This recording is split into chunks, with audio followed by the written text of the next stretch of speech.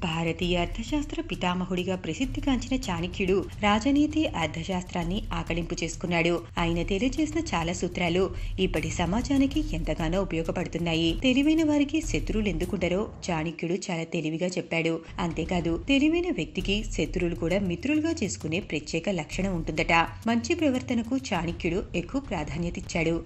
ప్రవర్తనే మనిషి తెలివైనవాడు అవునా కాదా అనే అంశాన్ని నిర్ధారిస్తుందని చెప్పాడు. తెలివైనవాడు తన తోటి వారికి తగిన గౌరవం ఇస్తాడు. జ్ఞానం ఉన్నా దానివల్ల ఎవరికి ఎలాంటి ఉపయోగం లేకపోతే అతడు తెలివైనవాడు కాదట. మరి తెలివైనవాడు కాలాన్ని ఎలా వాడుకుంటాడు, విజయాన్ని ఎలా అందుకుంటాడు వివరంగా చెప్పాడు చాణక్యుడు. మరి ఆ వివరాలేంటో ఓసారి చూద్దాం.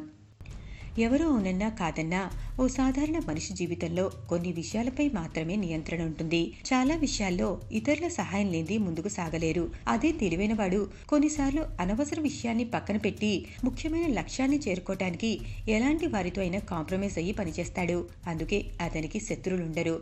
కొన్ని సందర్భాల్లో తమ అహం, శౌర్యం, ఆత్మగౌరవం, అందం పట్ల ఆకర్షణతో అయోమయానికి గురవుతారు. ఇటువంటి సందర్భంలో తనకు అవసరమైంది ఏంటో అవగాహన చేసుకుని సమస్య నుంచి బయటపడటానికి తెలివైన వ్యక్తి ప్రయత్నిస్తాడు. సమస్యలు ఎదురైనప్పుడు అహాన్ని పక్కన పెట్టి వాటిని పరిష్కరించుకోవాలనుకుంటాడు. ఏదైనా పని చివరి దశలో ఉన్నప్పుడు ప్రతి అంశానికి ప్రాధాన్యత ఇవ్వాలి.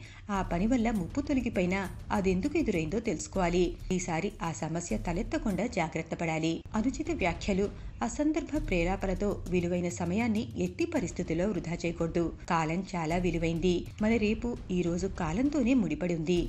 ఇక చాలా మంది ప్రతి అంశాన్ని ప్రతిష్టకు ముడిపెట్టి కాలాన్ని వృధా చేసుకుంటారు. అసలు ఇంతకి ముందు ప్రతిష్ట అంటే ఏంటో తెలుసుకోవాలి. అహానికి ఇది మరో రూపం కాబట్టి దీన్ని అంతగా పట్టించుకోవాల్సిన అవసరం లేదంటాడు. అనవసరపు విషయాలతో టైం వేస్ట్ చేసుకోకుండా మీ తెలివితేటలతో, మీ ఎనర్జీతో అద్భుతాలు సృష్టించడానికి ప్రయత్నించండి. తెలివైన వ్యక్తి పెద్ద లక్ష్యాన్ని ఏర్పరచుకుంటాడు. వాటిపైనే మనసు కేంద్రీకరించి పక్కన జరిగే అనవసరపు విషయాల గురించి పట్టించుకోడు. మరి బాగుంది కదా? ఈ వీడియో మీకు నచ్చినట్టయితే కామెంట్ బాక్స్లో మీ ఒపీనియన్ని పోస్ట్ చేయండి. ఇక సబ్స్క్రైబ్ అవ్వడం మాత్రం మర్చిపోకండి.